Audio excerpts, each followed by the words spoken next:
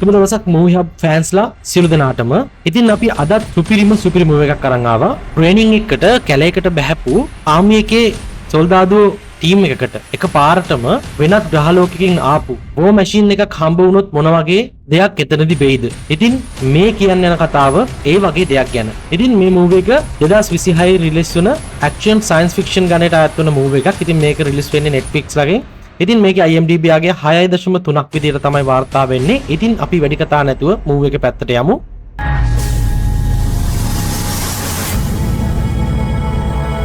ඉතින් මේ කතාව පටන් ගන්නේ ඇෆ්ගනිස්තානයෙන්. ඉතින් ඇෆ්ගනිස්තානයේදී එක සොල්දාදුවෙක් එනවා එයාගේ සහෝදරයාගේ ටීම් එකට උදව් කරන්න. ඉතින් මේ සොල්දාදුවයි මේ සහෝදරයා දෙන්න කතා කර ඉන්නකොට මේ සහෝදරයා කියනවා එයාට යන්න ඕනේ රේන්ජර් කෙනෙක් වෙන්න. එහෙම නැත්නම් මේ ආමි එකේ හොඳම සොල්දාදුවෙක් වෙන්න.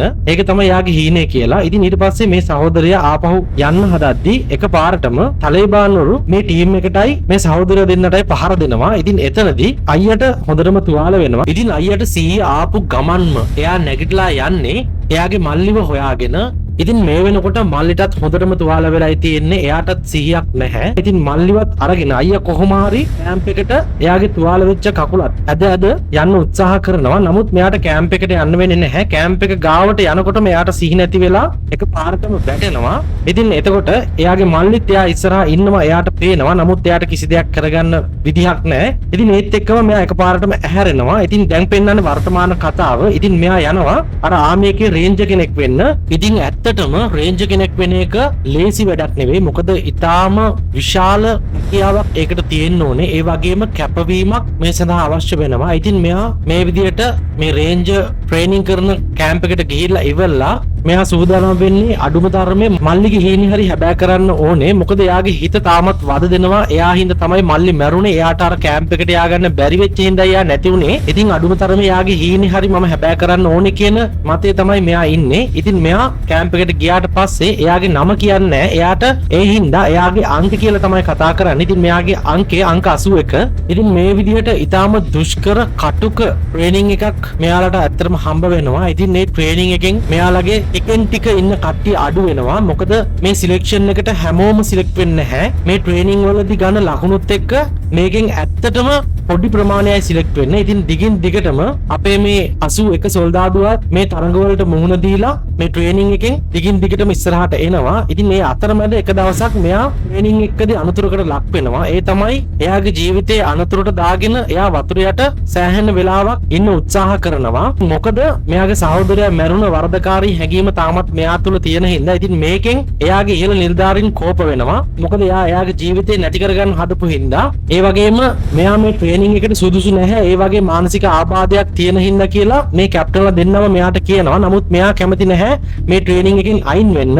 ඉතින් කැප්ටන්ලා දෙන්නට මෙයාව මේ ට්‍රේනින් එකෙන් අයින් කරන්න ඕනෙම හින්දා මෙයා එයාලගේ ඊළඟ ට්‍රේනින් එකේ එහෙම නැත්නම් මේ අවසාන ට්‍රේනින් එකේ නායකයා විදියට එහෙම නැත්නම් කණ්ඩායම් නායකයා විදියට පත් කරනවා. ඉතින් මේ අතරතුර අපිට පෙන්නනවා හඳුනා නොගත් ග්‍රහවස්තුවක් පෘථිවිය ආසන්නයෙන් යනවා කියලා මේ කැම්ප් එකේ ඉද්දි මේ සියලු සොල්දාදුවන් ඉන්න වෙලාවේ නිවුස් වල යනවා. ඉතින් ඒත් එක්කම පහවදා මෙයාලගේ ට්‍රේනින් එක පටන් ගන්නවා. ඉතින් මෙයාලගේ ට්‍රේනින් එක වෙන්නේ කැලේ මැදට වෙන්න ත්‍රස්තවාදීන්ගේ ගුවන් යානයක් තියෙනවා. ඉතින් මේ ගුවන් යානෙට ළඟා වෙලා සම්පූර්ණයෙන්ම මේක පුපුරවලා දාන එක තමයි මෙයාලගේ මිෂන් එක වෙන්නේ. ඉතින් මේක ට්‍රේනින් එකක්. ඉතින් මෙතනදී කිසිම කෙනෙක් එයාලගේ අනිත් සොල්දාදුවන්ට අහු වෙන්න බෑ.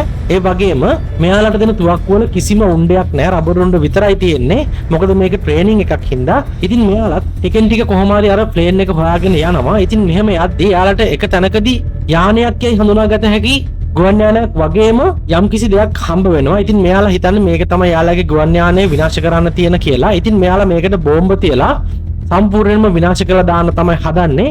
ඉතින් මේ විදිහට බෝම්බ අටවලා එයාලා ඒක පුපුරවලා දානවා.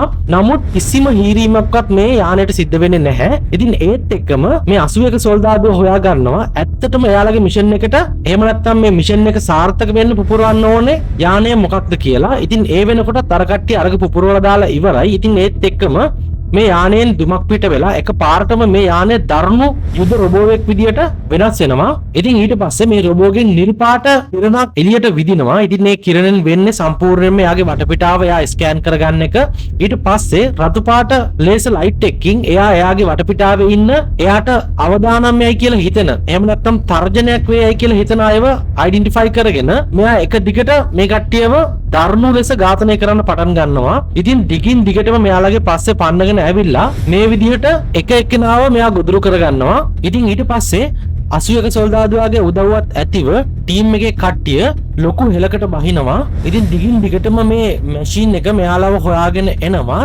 මේ අතරතුර මේ 81 සොල්දාදුවා එක්තරා සුවිශේෂී දෙයක් හොයාගන්නවා. ඒ තමයි එයාගේ මාලිමාව දිගින් දිගටම දිශාව හොයාගන්න බැරුව එක දිගට කැරකෙනවා මේ වෝ මැෂින් එක ගාවදී. ඉතින් මේක මෙයාලා සලකුණක් කරගන්නවා මේ වෝ මැෂින් එක එයාලගේ ළඟටම ඇවිල්ලා කියලා හොයාගන්න.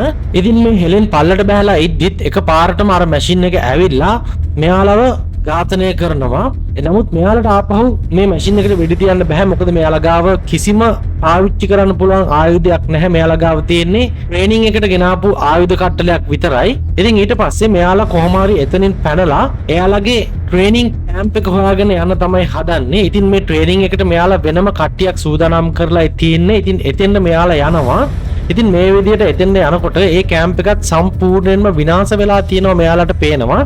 ඉතින් මේ ටීම් එක තමයි මෙයාලගේ මේ ට්‍රේනින් එක ඉවරුනාට පස්සේ මෙයාලව ආපහු බේස් කැම්ප් එකට අරන් යන්න හිටපු ටීම් එක. ඉතින් මෙතනදී මේ 81 සොල්දාදුවක් කියනවා යම් කිසි දෙයක් අහසින් තමයි හදාගෙන මෙතෙන්ද වැටලා තියෙන්නේ. ඊට පස්සේ මේ සම්පූර්ණ බේස් කැම්ප් එක විනාශ කරලා අපි අර බෝම්බ තියපු තැනට මේ වැටිච්ච දේ මොකක් වුණත් එතෙන්ද වැටලා තියෙනවා කියලා. ඉතින් ඊට පස්සේ මෙයාලා මේ කැම්ප් එකේ ඉතුරුලා තිබ්බ ASV එකක් අරගෙන ඒකෙන් එයාලගේ කැම්ප් එකට යන්න තමයි හදන්නේ. ඉතින් මෙතනදී මෙයාලට සජීවී උණ්ඩ හම්බ වෙනවා. ඉතින් ඒත් එක්කම මෙතෙන්ද අර මැෂින් එක මෙයාලව හොයාගෙන එනවා. ඉතින් මෙයාලා මේ වාහනේ යන ගමන් එක දිගටම මේ මැෂින් එකට ප්‍රහාර එල්ල කරනවා. නමුත් කිසිදු හීරීමක්වත් මේ මැෂින් එකට වෙන්නේ නැහැ. මොකද මේකට ඉතාමත් ශක්තිමත් අන්බ්‍රේකබල් ලෝහයකින් තමයි මේ මැෂින් එක හදලා තියෙන්නේ. ඉතින් මේ විදිහට මේ මැෂින් එක දිගින් දිගටම මෙයාලා මේ යන ASV එකට පහර දෙනවා. පහර දීලා මෙයාලව ආයෙත් කැලේට යන විදිහට වැඩ සලස්වනවා. ඉතින් ඊට පස්සේ මෙයාලා කැලේට යන අතරතුර මෙයාලගේ අර 81 සොල්දාදුවා අර ASV එක ඇතුලේ තිබ්බ බෝම්බ විදින ගන්න එකක් අරගෙන ඉවරලා කන්දකට විදලා ඉවරලා කන්ද අර යන්ත්‍රය උඩට කඩාගෙන වට්ටලා මේ යන්ත්‍රය කොහොම හරි විනාශ කරලා දාන්න මෙයාලට පුළුවන් වෙනවා. නමුත් ඒ වෙද්දී මෙතනදී ඉතුරු වෙන්නේ 81 සොල්දාදුවා සහ අංක 7. එහෙම නැත්නම් ඒ කණ්ඩායමේ උපනායකයා වෙච්ච සොල්දාදුවා විතරයි. අනිත් ඔක්කොම මේ වෙද්දී මැරලා යනවා. ඉතින් ඊට පස්සේ මේ 81 සොල්දාදුවා මේ අංක 7 සොල්දාදුවාවත් අරගෙන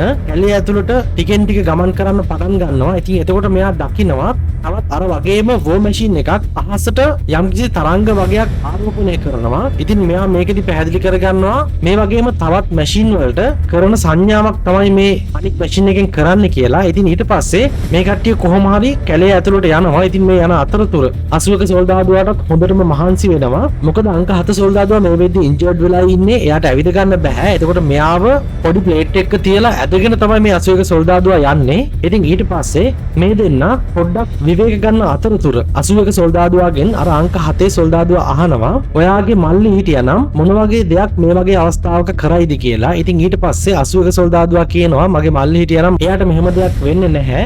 මොකද එයා ඇත්තටම වාහනේ කඩාගෙන අතරමඟ නතර වෙලා. මොකද එයාට වාහන ගැන කිසිම අදහසක් නැහැ කියලා. ඉතින් මේ 81 සොල්දාදුවා ඇත්තටම ඉංජිනේරුවෙක්. මෙයා දක්ෂ මැකැනික්වරයෙක්. ඉතින් එතකොට මෙයාට තේරෙනවා ඕනම මැෂින් එක දුර්වල ස්ථානයක් තියෙනවා කියලා. ඉතින් මෙයා ටිකෙන් ටික හිතන්න පටන් ගන්නවා. ඉතින් ඒත් එක්කම එයා දකිනවා එයාගේ ළඟම තියෙන වැඩබිමක්.